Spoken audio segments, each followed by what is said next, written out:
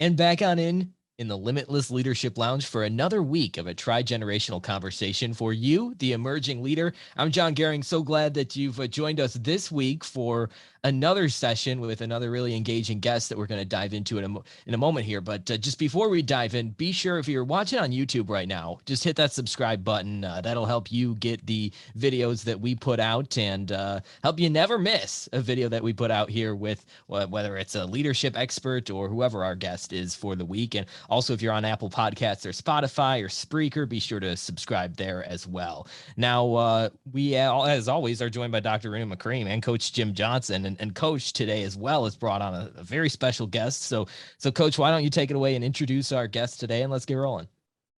Well, thank you. I'm really excited to have Ed Rush on our program. And I had the opportunity to meet Ed at a National Speakers Conference many moons ago. And we're excited to have him on. Let me share a little bit about Ed, and then I will ask the first question as well. So to just read a little bit of a bio, is 950 miles an hour. Now that's fast, but it's not nearly as fast as Ed Rush flew into his combat career as a decorated F-18 pilot, which included over 50 combat missions in 2 tours of Iraq.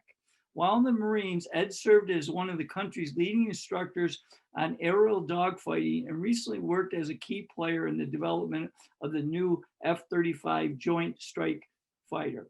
After 2 combat tours in Iraq, Ed left full-time active duty to... Oh, I think Coach, we lost you. We lost you, Coach. Just resume where you were, and we'll pick it right up from there. After 2 combat tours in Iraq, Ed left full-time active duty to speak, write, and share a message that will change the world. Ed's clients range from small startups to multi-million-dollar multinational organizations, include CEOs, founders, political leaders, sports teams, national universities, Hollywood stars, and one of the contestants on season 1 of Donald Trump's Apprentice. He has also achieved all this despite possessing a below average intelligence. Case in point, Ed failed kindergarten. Ed's books and expertise have been featured on CBS, Fox, ABC, and NBC. To follow and connect with Ed, go to edrush.com. And of course, being a former basketball coach, I do have to bring up, because Ed's pretty humble on this, but he has 2 fairly famous parents as well. Ed Rush Sr. was a NBA official for a long time. That being the National Basketball Association for our listeners who do not follow basketball. And his mother, Kathy, had a Hall of Fame career at Immaculata College. In fact, led Immaculata to 3 consecutive national championships and a staggering record that I can't even comprehend with her time there. So, Ed, it's just great to have you here. First of all, welcome before I start with the first question. Yeah, thank you, Jim. Thanks for Numa and John for having me on the show. The intro is fun. Often my parents don't make it into my intro, as you can imagine, but I do appreciate you bringing them up. First of all, both of them great basketball people. Both of them great coaches, frankly. It was interesting being raised by 2 coaches, as you can imagine. That was a very motivational environment. But my mom was pregnant with me when she won her first national championship, and I was about 6 months old when she won her second of 3 national championships. So I take almost all the credit for those winnings still to this day. But yeah, it was very interesting being born into that kind of winning. When your mom, I think her winning percentage was in the 800s, which is like off the chart if you understand college basketball. Right. And I kind of just grew up thinking, I guess you just win all the time. I guess that's kind of what you do. So it's still been my setting ever since then. But yeah, thank you for putting that in the introduction. It's nice to hear my parents who, both of them still alive today, great-grandparents. I mean, not great-grandparents. They are great, great amazing grandparents. They're amazing grandparents. Gosh, I'm like already needing help with this interview. So yeah, but thank you for bringing that up, Jim. That was nice. Yeah. Oh, my pleasure. Well, I'm curious. We're going to delve all over the place with leadership. Our focus is to help young and emerging leaders.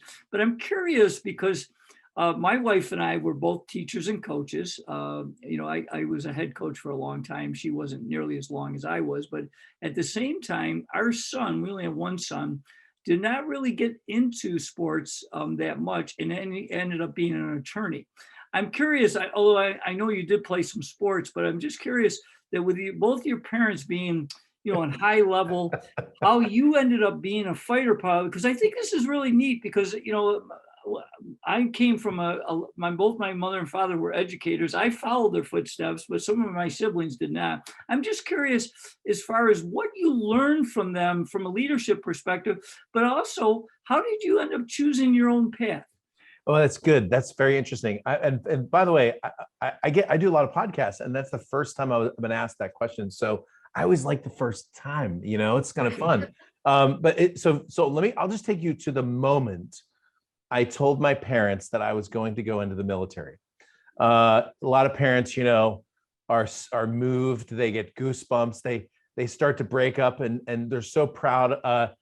My parents said something like, "What the hell are you thinking?" I think that was how they said it.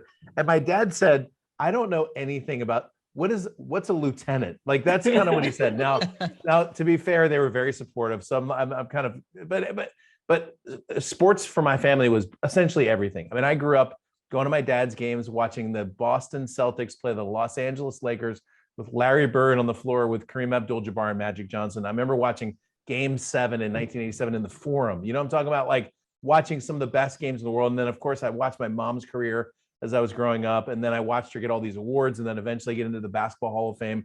And so basketball was a big deal in my family. And wouldn't you know it, I wasn't very good at it. And it wasn't that I was, I had some really good help, but I didn't want coaching from my mom. I can tell you that much. I didn't want her to tell me what to do on the basketball court. I was a good football player and I was a good baseball player. I ended up getting a Division I scholarship to play baseball. So I was still in the athletic world all the way through the end of school. But, Jim, it's interesting that you asked the question, because I know from knowing you and certainly following your exploits that you are a good coach. You loved hanging out with the players and really kind of nurturing the kids along. But, when you get to the college level, there are some coaches that aren't the nicest people. I would just put it to you that way. And by the time I got done with several different regimes and that sort of thing, I was pretty much done with athletics. By the time I hit my senior year, I was about done with the double headers. And so when I met this Marine recruiter and he asked me, "Have you ever thought about flying airplanes?" I immediately said yes. And the next thing you know, I'm off boot camp.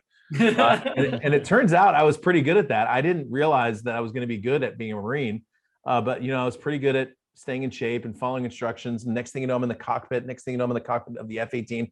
Next thing you know, I'm at Top Gun, graduating from Top Gun. Next thing you know, I'm an instructor at the weapons school, our Marine Corps weapons school, and all that for a kid that failed kindergarten. Which is kind of a fun story. But the interesting thing about the question is, last week I was in Colorado with my coaching members, my high-end business clients. These are people who pay me anywhere from $18,000 to $70,000 a year.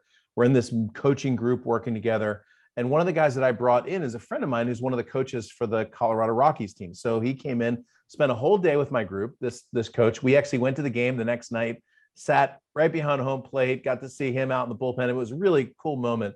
But after a day of having this coach spend time with these business people, at dinner that night, he looked at me and said, the crazy thing is how similar your world is to mine. And what I realized is that the business world is very similar to the athletic world. And the athletic world is very similar to the military world, which is this. There's really fundamentally three things you got to get right. Number one, you have to have a good mindset, right? You have to believe the right things and allow those belief systems to influence the way you act, which brings me to number two, which is your skill set, right? You have to have the right mindset, the way you think, but you also have the right tools and training and skills. Like, you could think you're the best baseball player in the world, but if you don't have your swing honed mechanically right, you're still not going to hit the ball. And then the third thing you need is what I call action set, which is this simply you taking the ideas and the implementation of your mindset and your skill into action. And really, if you want to be great in the military, it's mindset, skill set, action set. If you want to be great in athletics, it's mindset, skill set, action set. If you want to be great in business, it's mindset, skill set, action set. If you want to be great in school, if you want to be great as a parent, if you want to be great as a mentor, a leader, or anyone in the world, it's mindset, skill set, action set. You can have the perfect mindset. You can think about money right. You can think about yourself right. You can think about the world right. But if you don't have the right training, if someone hasn't shown you how to go out and get deals, how to manage your money, how to build a business the right way, how to market yourself, how to communicate on camera, well, it's going to fall a little bit short. But you can have all those skills. You can have everything set in place. If you don't think about yourself the right way, if you don't think about the world the right way, it's still going to fall apart. And so part of what I do is just teach people how to think right and how to do right, so that when they put those two things together, they make more money, have a bigger impact, and change the world, which is all about what I'm all about. So there you go. Ed, you brought such an important point, like thinking and helping people to think, because I think it's our thoughts actually shape up our life, like how we are thinking about the world, how we are thinking about ourselves. And that also tie in to your failing of kindergarten. Kindergarten failing is actually not a very important thing, but in my society where I come from in Bangladesh, like schooling is so, like they start so early from 3. And I think the mindset, skill set that you talked about, I wish they could start teaching those things as early as they were kids. So I want to focus on the IQ and EQ. Because you are proving that IQ is not always the main measurement of success.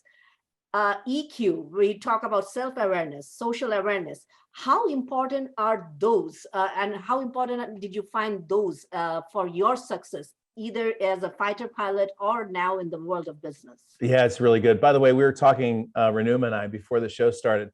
So I've been to Bangladesh. I lived in Dhaka, which is the center, main city of Bangladesh. Millions of people living in this city, and I flew my F-18 around the whole country in training. Wow. And if you've never seen Bangladesh from the air, it is a beautiful country. It's a lot of jungle, actually, a lot of very rural area. Amazing people, great food, and if you ever get a chance to go. We trained while I was there with the Bangladeshi Air Force, which was. You will be invited. You will be invited back to Bangladesh soon. We had so much fun, and we had a really good time. Some good stories came out of that. Anyway, so thank you for that. So the idea of the way you think, or your emotional EQ versus your IQ, right? Yeah. So first of all, you're right about the fact that we don't teach this in school. We teach people how to add and subtract and how to do grammar properly, and maybe a foreign language, and how to understand physics, and maybe a little bit how the world works. But what a lot of people don't understand is that you're, like you said very eloquently, Renuma, the way your thoughts are going to turn into your actions, or really they're going to turn into your results. And one of the things I do at my events is I teach this step-by-step approach to think about it this way. If you look, for example, at your life, at your results, your bank account, your friends, your relationships, your health, those are all the results. Well, the results in your life are as a result of some actions. I mean, most people would agree with that. If you have a certain fitness level or bank account, it's a result of the things that you did to create that, right? Well, if you look at your actions are there because of your thoughts. The way that you think leads to the way that you act. And then eventually your thoughts are there because of the words. What you're saying to yourself really turns into your thoughts. And if you understand the way the mind works, which I know you do, you have a conscious mind and a subconscious mind, and the things they're processing in your subconscious mind go directly into your subconscious mind to work themselves out. Right. Okay. So when I used to say to myself things like, "Oh man, you idiot," like I used to say that out loud to myself, like in the sports environment, in the military. Oh, you know what? If you say, "Oh, you idiot," eventually your subconscious mind is going to get the clue. Hey, time for you to start acting like an idiot. Okay. So people will come up and say, Ed, I'm just bad with names. And I said, I used to be bad with names. And I'm serious. I used to say, I'm just bad at remembering names. One day I said, you know what?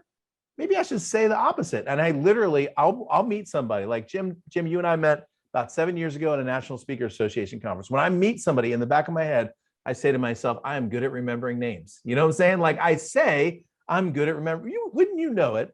I went from bad at remembering names to good at remembering names just because I decided I'm good at remembering names. Like it's crazy the things that you think about, right? So people are told when they're growing up, money doesn't grow on trees, or money is the root of all evil, or what do you think mom says? I'm made of money. Well, that begins to train a youngster that money is scarce, that money is difficult to approach, that money won't be attracted to me. But then you look at some people that have billions of dollars and you realize, well, maybe for them, money grew on trees, or money wasn't scarce, or money wasn't for them the root of all evil. And you realize there are these things that we're taught, or that you've told yourself along the way that become the future. Okay. So part of what I do with my entrepreneurs is literally completely recode the brain to show them how in the moment that you begin to believe something new, your mind, and I could show you scientific data and proof. I could show you videos where people have taken electron microscopes of neural networks inside of the brain. The moment that you begin to change a belief system and believe something new, you will actually see neurons disconnecting from each other and reconnecting to other neurons. Literally, your brain will begin to recode itself to create new neural pathways. And people will tell you, like, for example, folks who have struggled with addiction or people who have overcome some sort of traumatic abusive relationship will tell you, man, I don't know why that was so hard. It's so easy now, right? It's so simple for me now, but I don't know why it was so hard. Well, it was so hard because your brain was wired a certain way, and rewiring your brain, and I mean this, can take as little as 30 seconds if you want to do it properly. I like to use the example, I live here in Southern California. There's this beautiful town called Bonita, California. We live on top of this hill looking into the valley. Down in the valley, there's a gas station, there's like a strip mall, there's a liquor store. And I drive by the liquor store. Not once in my life have I ever been like, man, I just want to rob that store. Gosh, I really want to rob that. It never crossed my mind, right? But one day I was driving and I thought, it's interesting. There are people in the world who see a liquor store and go, man, I just want to rob that store. Well, I was like, well, why don't I want to do that? And that's not to say that I don't do anything wrong. There's plenty of things that I do wrong, but I started thinking about the things that I wish that I would do better. Like maybe a way of communicating with my wife or my family, or maybe there was a way that I would like to better use my time, or maybe there's some sort of like, addiction to overcome or something like that. I thought, well, it's the same with the liquor store. Like I look at somebody outside of me and wonder, why would they ever want to do that? But maybe somebody would look at me and be like, why would he ever want to do that? And I realized, overcoming those thought patterns or those negative belief systems is simply nothing more than recoding your mind. And you simply recode your mind with your words that lead to your thoughts, that lead to your actions, that lead to your results, which is why it's such a great question. Because if you're watching this show right now live, or even if it's recorded, no matter where you are in the world, I know we have some students in Bangladesh, this amazing country, that may be watching right now who are like, you know what, I want to go change the world. Just like Ed said, he's going to change the world. The way to do it first is the way you think. So for example, let's say you are a student in the center of Dhaka in the middle of Bangladesh. Well, you know what? You may be saying to yourself, I'm just a student in the middle of Dhaka in the middle of Bangladesh. But the problem with that sentence is you use the word just, okay? Never say just when it comes to where. Look, you might be the one person that's going to bring a solution to the world hunger. You may be the one person who's going to go to school and find out like the one gene that's going to solve a cure for cancer. You may be the one person that's going to help our environment. I don't know what you're called to do, but man, you never say just. It doesn't matter where you started. It doesn't matter where you were born. We have a world now. It did used to, by the way, 500 years ago, it mattered where you were born. Some people could never even leave the little place where they were born, but now it doesn't matter where you live. It doesn't matter where you were born. Man, you can get to almost anywhere simply by the way that you think and the connections that you have and your skill set. So let that be an encouragement to you. Yeah, and So you gave an example of the abundant mindset. Often we are so much focused on scarcity mindset and tend to blame others, like, oh, I'm not this because my parents are not rich, or I'm born in Dhaka, not in America. So these kind of attitude, I think, sometimes pulls us down. And as you have mentioned, the thoughts and the mindset can really free us from here. So thank you so much for. Yeah, I mean, it's interesting, right? The other day I was kind of down a little bit, and I was like, why am I down? I realized, I was looking at what I didn't have, right? Instead of looking at what I did have. And so I just looked at it. I was in a hotel. I was in this beautiful suite in this brand new hotel. Looking at this hotel, I'm like, man, this is great. I'm in this new hotel. They got a pool up there. I like hanging out at the pool. They got this nice restaurant down. So start thinking about the things that you do have. So if you're trying to start to change right now, one of the fastest ways to do it is to stop thinking about what you don't have, right? That's focusing all your energy on something negative. Instead, just focus on what you do have. And by the way, it could be as simple as this. Man, I'm so thankful for this pen. This pen has been very faithful to me. I'm so thankful for this yellow pad. I can take, like, sometimes the smallest things can trigger that energy up into the right direction, and then you can start having fun. So. Absolutely. And last week we talked with a gentleman named Chad Hymas, who talked about how he lost 95% of his body in an accident, and he spoke about how he he thinks his mindset about the 5% that he does have. And that 5% has allowed him to be one of a world-class wheelchair athlete. And that's just really, really cool. And by the way, if you didn't check out that episode yet, be sure once this one is done with Ed Rush to go back and listen to the one with Chad Imus. It was a really great conversation. But this week we're talking with Ed Rush, and to learn more, by the way, edrush.com is where you want to go, and you can get Ed's weekly flight brief email there, so you can thrive in uncertain times, which is what we all want to do, right?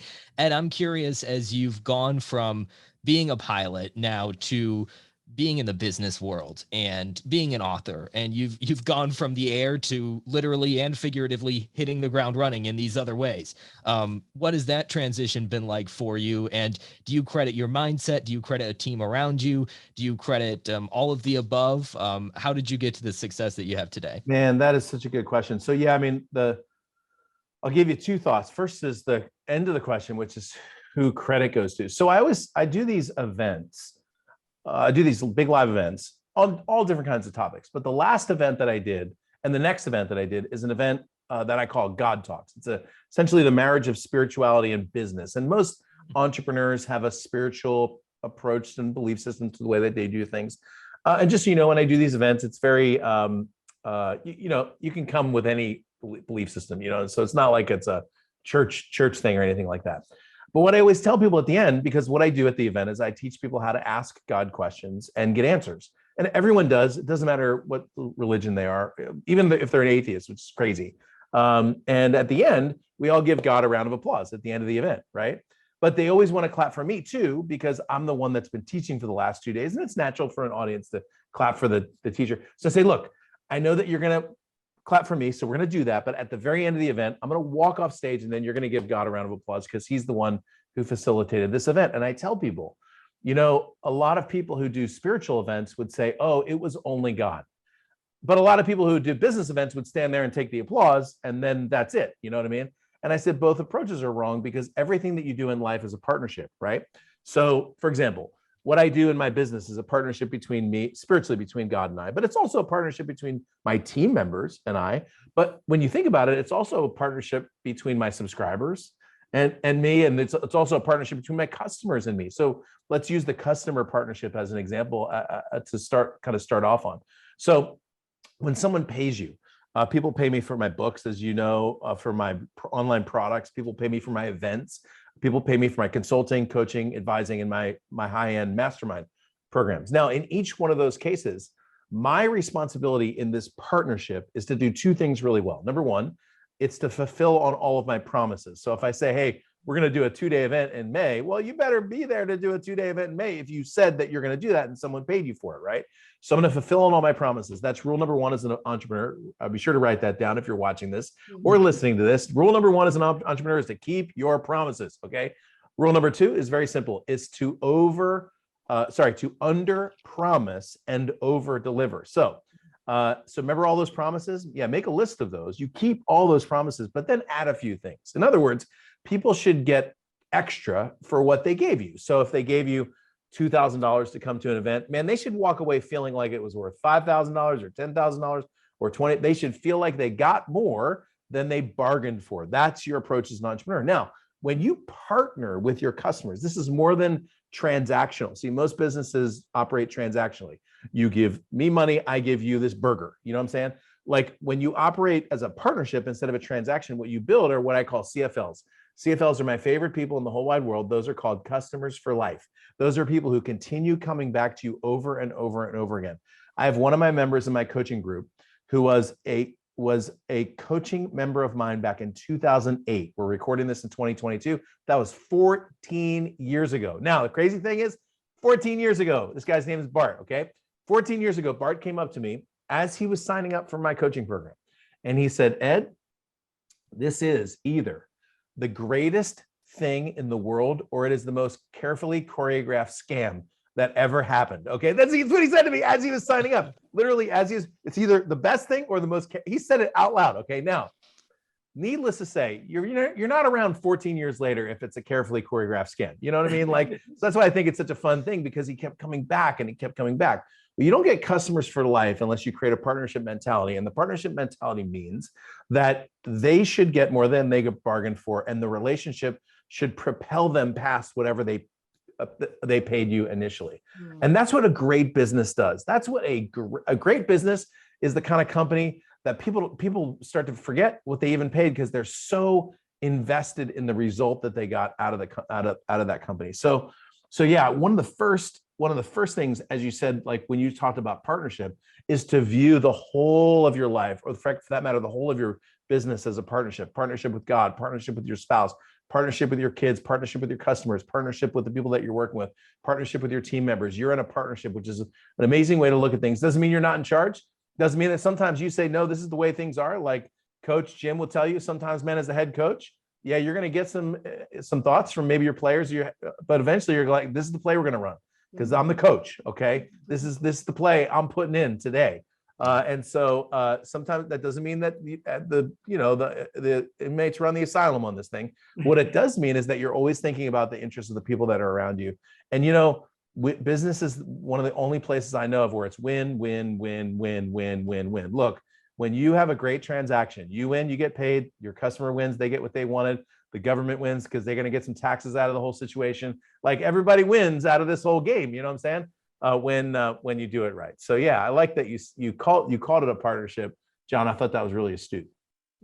Hey, Ed, how about as far as, going back to as a young leader, so you're taking over your first real leadership position where you're taking over, a team of some kind, whether it's a business team, it could be an athletic team. What advice would you give that young leader to get him or her off to a great start? Yeah, that's good. So my first leadership opportunity. So I was a young mid-20s when I joined my first F-18 squadron. I'm a brand new pilot, but I was an officer at the time. I had just turned captain. So I think I was probably about 26, maybe 27. And I was in charge of a maintenance division. So I was in charge of a team of about 35 Marines that did maintenance on the engines of the F-18. Now, to put it in perspective, I've got Marines that are anywhere from 18 all the way up to about 35 years old. The gunnery sergeant, who had been in the Marines longer than I had, but was in charge of these young kids, and I was in charge of him. The rank structure all went through me. But the truth is, of the 36 people in that division, if I'm the 36th, there were 35 other people who knew more about the engines than I did. Now, I knew how to fly it better than they did. But when it came to actually doing their job, they knew more than I did. But even though I was in charge of them, right? And so there were a couple things going for me. The first one was I did understand how to delegate authority. I had a gunnery sergeant and a staff sergeant who were really the ones in charge. Okay. While I was flying, while I was briefing, they were down there with the Marines down on the ground, making sure that things were going, and they would report to me. So every day I would get a little report on how things are going, how the Marines were, what was up with their lives. But the second thing, and this is really important, I knew, really, I think I learned this probably from my parents. I knew what it was like to get dirty. So here's what I would do. I would typically try to find the worst case scenario to spend time with my Marines.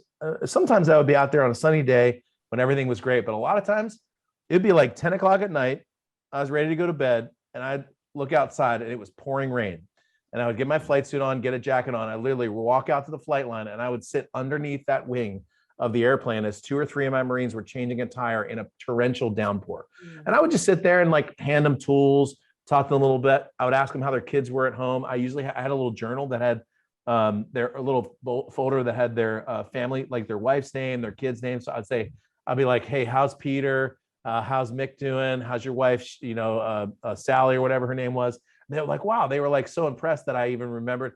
And I would be just simply just talking to them, asking them questions. And it's one thing to do that when, the boss is standing there next to you or something like that. It's another thing to do that when you're underneath the wing of an F-18 at 10:30 at night and it's pouring down rain, right? So I had the ability to get dirty. And then the third one, so the first one was I knew how to do delegation properly, which is really important. The second was I knew how to get dirty as a leader. And then the third one was I knew the value of initiative. So in the military, and in the business world, and for that matter, in the sports world too, and for that matter, I think in pretty much every other world, initiative is more important than judgment. Okay, now getting the call right is important eventually. Making the right decision is important eventually. But what's more important than making the right decision is making a decision. Most business owners I know get stuck in some form of paralysis by analysis. They're thinking too much about the problem. And as coach can tell you, man, you got a 60-second timeout. You don't have 5 minutes to think up the play. Sometimes you have to just go with what you think is best at the time. Maybe later on you're watching tape, you realize that you maybe made the wrong call. You're going to learn from that. But I was always told as a leader that initiative was more important than judgment. If you look at the way things go on the battlefield, things happen so quickly. Really what you're in is a constant decision cycle. And if your decision cycle is too long, you'll be making this decision 7 decisions late, and the battle will simply pass you by. And there have been multiple wars, even in the 20th century, where the commander on the battlefield got simply passed by because they were trying to make the right decision over initiative. The most extreme example I can tell you is in 1941, when we attacked into Normandy, a very decisive battle, as you know, into the northern edge of France. Most of the decisions at the time were being managed by a very poor military leader who you may have heard of. His name was Adolf Hitler. And all the commanders were waiting for Hitler's decision. Hitler was a notorious late sleeper. Normandy was a very early attack. The forces in the northern part of France, in Normandy, the German forces essentially were leaderless. Now, Rommel was close by, and Rommel was in fact a phenomenal military leader, even though he was on the wrong side. But Rommel was at the mercy of the supply chain that had not caught up, and so he didn't have gas or ammunition for his tanks. Why? Because Hitler was a bad decision maker. Okay, and was always trying to make the best decision instead of making a fast decision. If Hitler knew what he was doing, which he clearly didn't, he would have given, back to the first point, he would have delegated down to his lowest commanders, who would have been able to make better decisions. I'm glad, I think, with the rest of the world that he didn't, because we were able to not only liberate Germany, but probably the entire of Europe, and get rid of one of the worst people of all time, simply because he didn't understand the point of initiative. Back to the rest of the history of that story. In World War I, Hitler only rose to the rank of corporal. He actually had never really moved into a leadership position, didn't understand military doctrine, and ended up, like the supreme chancellor of a country, where if he really had just listened to his generals, things would have gone a lot better for him. So there's a real live example. And there are hundreds of battlefield examples like that. For example, the Americans in Vietnam would be the other side of that example, where they failed militarily because they were always trying to make the right decision instead of taking initiative. So there's 3 quick ideas on how to win a war. Some good, some bad, some other examples. And yeah, so kind of interesting though. I think the decisiveness, you brought that such an important point, because you as a fighter pilot, you're flying, you're crossing the sound barrier, and you have to make a decision like in second, like when there are other opposition fighter pilots are hitting on you. So those kind of decision making, how did the Marine culture really helped you to master the skill of decision making, such like in spontaneous or quick, in seconds you had to make a decision, a life and death decision. Yeah. And how do you think that transferred to your real life now? Like in the ground? It's good. So yeah, I mean, fundamentally, if you're going to fly an F-18, you need to be making constant, never-ending adjustments and changes, which really is the entrepreneurial life, if you will, as well too. What I learned in the military, but then I brought it into the business world, is there is a lie that people tell you, and the lie goes like this: that the tortoise always wins. You ever heard that story of the tortoise and the hare? I mean, I was told that story when I was like 3. You got the rabbit and the turtle, and they're going to race each other, and that rabbit, he'll get off to a really good start, but the tortoise, they say, slow and steady wins the race. Well, it's a great story. Don't get me wrong. It's a great story. It does not work in real life, though. I can tell you that much. Like if you put a rabbit next to an actual turtle and you take like bets, nobody bets on the turtle. You know what I'm saying? Nobody. Why? Because the turtle always loses every time. My son, our family garden is actually right outside of my office. My son was in the garden the other day and he's like, "Hey, Dad, I got this rabbit trapped in the garden." The moment he said rabbit trapped, the rabbit dove underneath this fence and sprinted down the driveway at like 1,000 miles an hour, because rabbits are fast. Okay. Now, in the world we're living in, a bunch of turtles decided to tell us that turtles win, but turtles don't win. Rabbits win. Slow and steady does not win the race. The most successful people I know build their life out of what I call the sprint mentality, right? They build their entire life around these strategic sprints. Now, that does not mean you're always sprinting. So for example, if you look at tomatoes growing in the garden, a lot of the time the tomatoes are there, there's nothing happening except the vine is regenerating itself. But man, when the sun comes out and that water hits that thing, all of a sudden you have tomatoes like really fast, because tomatoes grow fast. Well, so do teens. I got a 15-year-old, I have a 17, 15, 13-year-old, and a 3-year-old, by the way. But talk about the first three. In that age, like the next day, you look over and your teenager was a little boy, and now he's like a man. You know what I'm saying? It's like the tomatoes. It's not always growing, but they have these strategic sprints where all of a sudden the body's growing. So everything in nature operates off of the sprint mentality. Everything in business and in the military should operate off the sprint mentality. I wrote, y'all know about 21 Day Miracle. This book right here, #1 best-selling book, Amazon's #1 business book. That book, 21 Day Miracle, is a book about strategic sprints. And it's very important that you hear what I said. Your whole life isn't a sprint. Sometimes people wear themselves out by doing that. The pattern is sprint and rest, sprint and rest, sprint and rest. And when you strategically build that into your life and business, it'll blow your mind how successful you can become, how much your business can grow. If you build it into your academic career, you'd be amazed at how much you could do in a short period of time. You build that into your fitness, your family.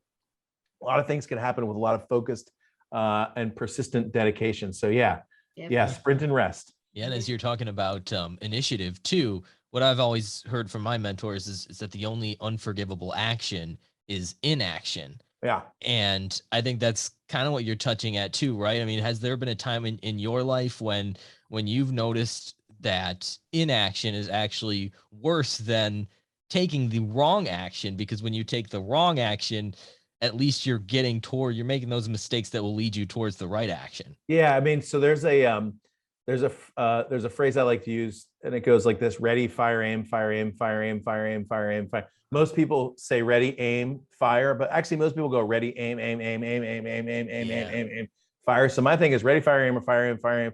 You give me a weapon and some bullets. If I can just start shooting, I can actually find the target just by where those bullets are leaving a mark a lot faster than if I just spent a lot of time aiming. The other line I love is a friend of mine named Perry Marshall taught me this line, and it's fail fast next, fail fast next, fail fast next. I would say about every one great success I had in business was preceded by maybe another 10 to 20 failures, So I have a lot of bad ideas behind me. I have a lot of bad book ideas that I never wrote. I have a lot of bad product ideas, all kinds of bad event ideas that never came to fruition. I have several businesses that I started that were not successful. Most people don't talk about that stuff. Like when you read Entrepreneur Magazine and somebody just sold their company for $3 billion, not that often do they tell you about the 3 dumb ideas that came before that. They're always like, people are always my priority. They basically lie for like, the whole interview. You know what I mean? They're like, from the very beginning, we were always a global centric company. You weren't. You were trying to get customers just like the rest of us. Like, but so when you never read those, and sometimes you never read those, you're like, wait a second, what's wrong with me? Why do I keep failing? Well, the reason you keep failing is because failure is nothing more than trying to find the bullets on your way to the target, right? It's just an adjustment, So if I can fail fast next, ready, fire, aim, fire, aim, fire, aim, fire, fire, aim, I can eventually find my way to the target. And if I send an email out that doesn't get a great response, I'm gonna look at the subject line. I'm gonna try to figure out why people didn't respond to it. And I'm not gonna sit around being frustrated all day. I'm gonna make a change to the next one and send it out, and hopefully that will bump response. And I've got thousands of subject lines that have been tested to show you, hey, that one didn't work, but that one did work. I just created these 2 brand new pages for a client, and we're just gonna split test those pages and see which one worked best. Well, guess what? The one I thought was gonna win lost by like a lot. You know what that made me? Really happy. You know why? Because we knew the winner, and I was less concerned with my ego being supported than I was about the results. Why? Because I'm in it for the win. And results are what matter. Okay. So look, if I'm out on the basketball court, which I wasn't very good at, and Coach Jim's standing next to me, and I'm standing at the 3-point line, and I'm shooting air ball after air ball after air ball, it doesn't embarrass me to have the coach come up and say, hey, I need you to move your elbow in just a little bit. See that right there? Your elbow is a little bit too far out. I want you to move that in. Or I need you to start using your legs a little bit. See how you're standing straight? I need you to start using your legs. I'm not embarrassed by that because I'm trying to get better out on that court. And that's the way that you should be as a student, as an entrepreneur, as a leader. It's like this: how can I get better? And I will tell you, it took me a long time to learn that in the entrepreneurial world. I wish I had learned it earlier. I have a simple rule, and it's called the mustard on my tie rule. Okay, if I have mustard, a big mustard splotch on my tie, I want you to tell me, hey Ed, you have a big splotch of mustard on my tie. A lot of times people are afraid to tell you that. Like yesterday, I was at dinner and I had something on my chin, and my buddy next to me is like, "Yo, bro, you got something on your chin." I'm like, "Oh man, thanks for telling." Like you want someone to tell you that your fly's down. You know what I mean? Like you don't want to find out later. And so I have a simple rule, which is I want to know now. So like if I put a video up on YouTube and it's not brand representative, I want to know that now. I don't want to know that 10 weeks from now.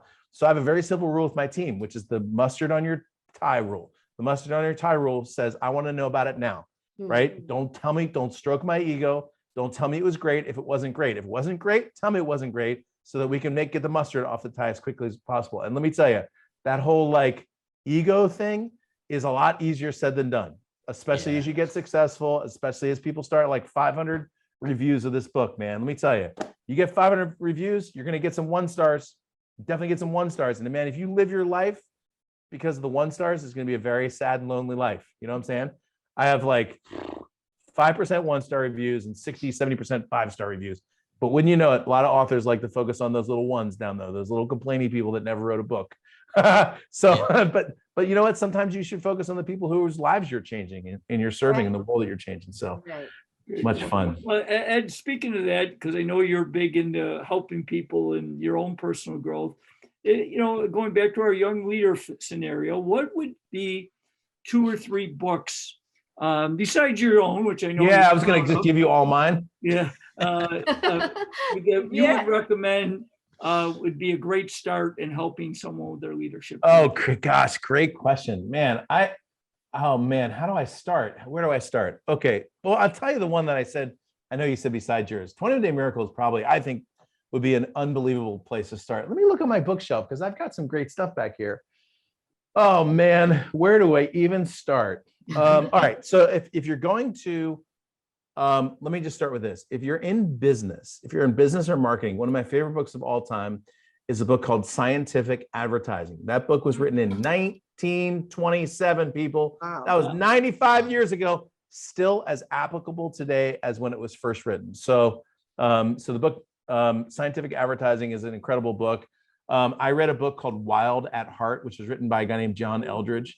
That book completely changed the way that I looked at the world. I thought that book was really important. There's a book that I recently read called The Surrender Experiment. I'm giving you sort of the not common answers.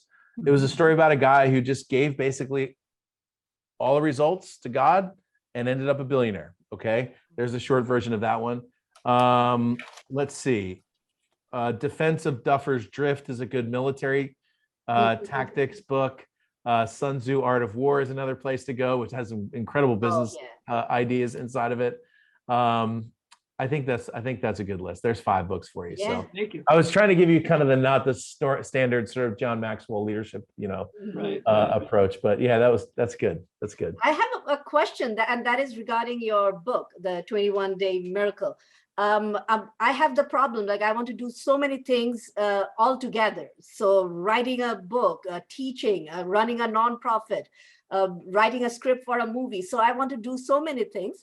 But your 21-Day Miracle, you talked about like chunking it, like focusing on 1 or 2 activity. So what will be your advice for a person like me? Like I'm always restless and want to tackle all the problems of the world at the same time. Yeah. What would be your advice to me? Like how? Yeah. So that's such a good question. So, and most of the people I work with are like you, Renuma. So they're very entrepreneurial. So they come up with a lot of ideas and they jump from one idea to the other. And a lot of times, entrepreneurs like us will leave a lot of unfinished jobs behind us as well. So the way that I do it is, the first thing I do is I have a matrix that I teach my entrepreneurs to use, and it's 2 columns. Column number 1 is the money column. Column number 2 is the fun column. Okay. And what I do is I take all my proposed projects, book, event, podcast, new show, new teaching. Okay. I'll put all that stuff down. And what I'll do is I'll give it a 1 to 5 on how much money can this make. 1 is basically no money and 5 is billions of dollars. Okay. So I'm going to say, how lucrative can this be? Then the second column, I'm like, how fun is this going to be for me? Right. Because I want to make money and have fun at the same time. Right. Because I realize, hey, if you're having fun, everybody around you is going to have fun and the world's going to be a better place. So you might as well connect your making money part with having fun. So the second thing is I'm like, how much fun would this be? So for me, I love writing books. I love doing events. I don't really like to do check my email. I certainly don't like doing social media. It's probably why I haven't been there for months. I had to ask my assistant to help me log into Facebook. It's been so long since I've actually logged in as me, but it's just because not something that I think is fun, right? So what I do is I put the two columns together and I'll multiply the money and the fun column. So if I've got a 5 and a 4, that's 20. If I've got a 5 and a 1, that's 5. If I've got a 1 and a 5, that's 5. And what I find is the most valuable project for me that's going to make me the most money while having the most fun. Okay. So that's the first thing I do. Then this is important. And I make an agreement with myself, and it's an 80-20 agreement. The 80% agreement is I'm going to spend 80% of my time on the project that I just agreed was the money fun project. But this is important, Renuma, for you. 20%, I can do whatever I want. So what I carve out is most of my week is focused on the project that's going to be the most lucrative and fun for me. But I still give myself some breathing room to do these fun things that I thought, what if I tried this? And what if I tried this? And what if I decided to learn how to invest in crypto or whatever? Like, okay, great, do that. But in this little compartment over here. And a lot of times what happens with entrepreneurial people is it flips. You spend like an hour or two a week on the important thing. All the other time is scattered. And, your spouse is like, when are you going to decide? And you're like, I haven't even decided yet, So yeah, just give yourself a little bit of a box so that you can do that. And this 20% box is kind of the freedom box, just to kind of play around in. So that way you don't have to totally shut yourself down and like moping around like I don't have any fun. You can still have that little freedom box, but at the same time creating systems in your business that give you money. I'm using a battle plan board now. So what are the needle moving? Yeah, there you go. So I'm trying to focus on that and coach is also trying to put me online with writing the book. So yeah, there you go. That's also another thing. So yeah, thank you so much. These were such a helpful tips. Thanks. Good. Yeah, and we're running short on time here. I do want to ask Coach and Renuma if you both have any other questions for Ed. If not, we definitely want to close with some thoughts. Yeah, I just want to ask one question because I'm so much into a plane and everything. Like the wingman. What is the role of a wingman for in a fighter plane, and why is it? Do you think that in real life also we need a wingman to help us and support us in this whole process? So in the fighter pilot world, the wingman, as you know, is the person who's next to you. It does not need to be a man. It just needs to be another pilot. Okay, right. So in an airplane next to you, and just so you know, I flew in the first Marine F-18 squadron that had a female front pilot and a female backseater as well. Okay. So when I say wingman, so if you have a wingman, that's the person out there to support you, to watch your back, to make sure that you're not going to get shot. Crazy thing about a wingman, I would never go into combat. Never, ever, ever have I ever launched into combat without one.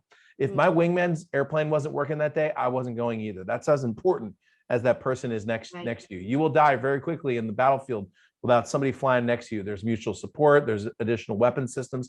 If someone's behind me, it's hard for me to turn around and shoot them. It's very easy for my wingman to shoot them. Okay. So there's plus another set of eyes, really important.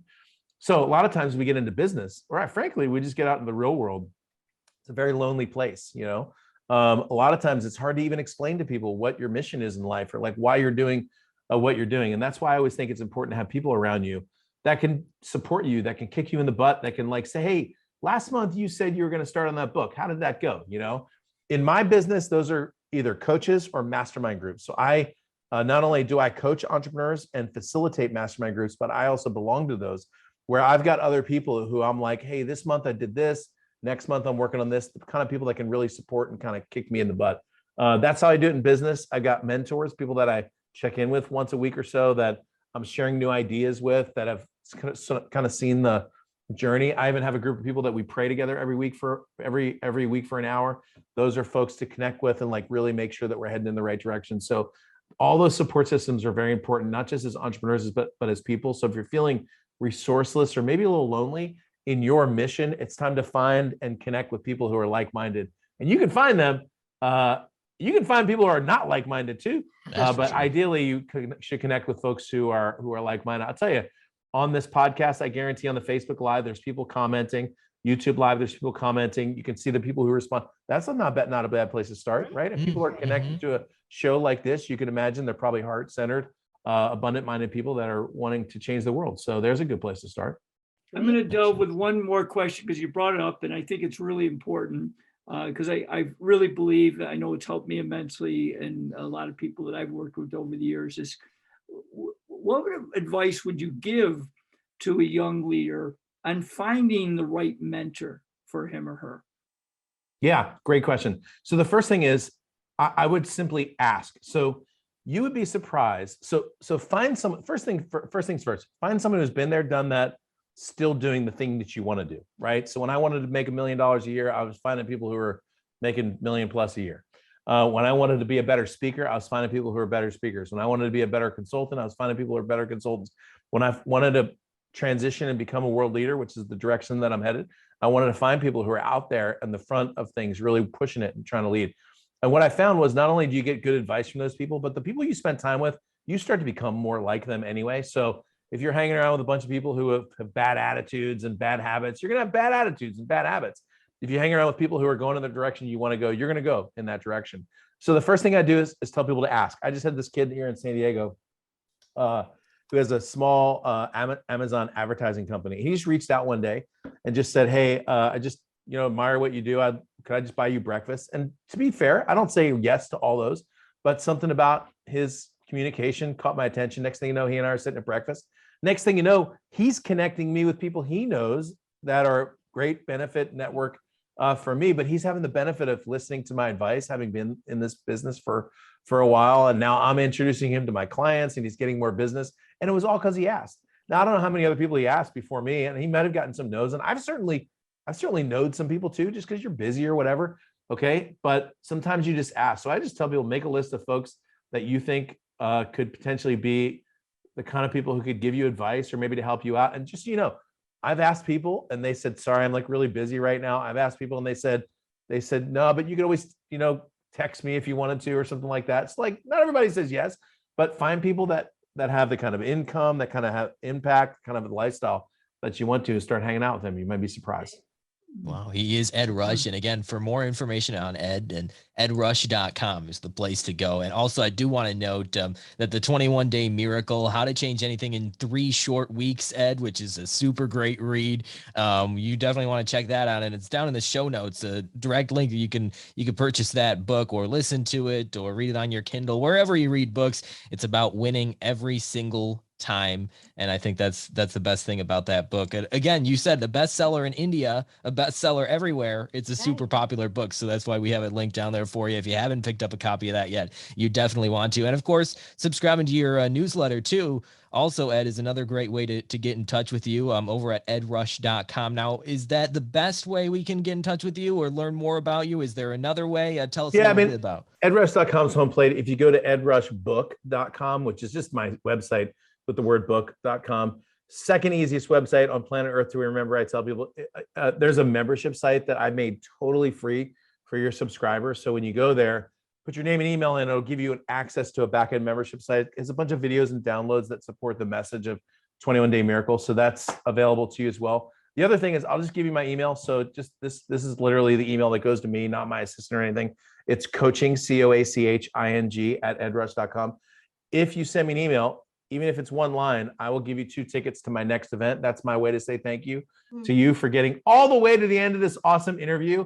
I usually wait to the end to give that out because persistence pays off. Okay. So not everybody makes it to the end. So if you made it to the end, you're like, oh, wait a second, I just get 2 free tickets. By the way, those are $300 event tickets that I'm literally selling for $300 right now. So this is not like a weird, cheap freebie kind of thing. This is a real big deal. And the event is live and digital. You're welcome to come as my guest either way, but you just got to tell me the email. So how about that? Thank you so much. It's awesome. Yeah, there you go. We can join it.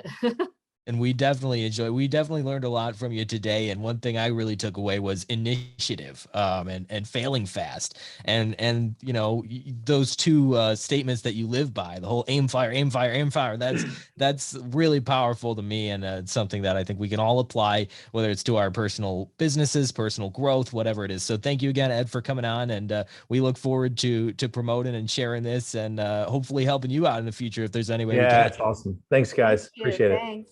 I'm going to stop this recording here and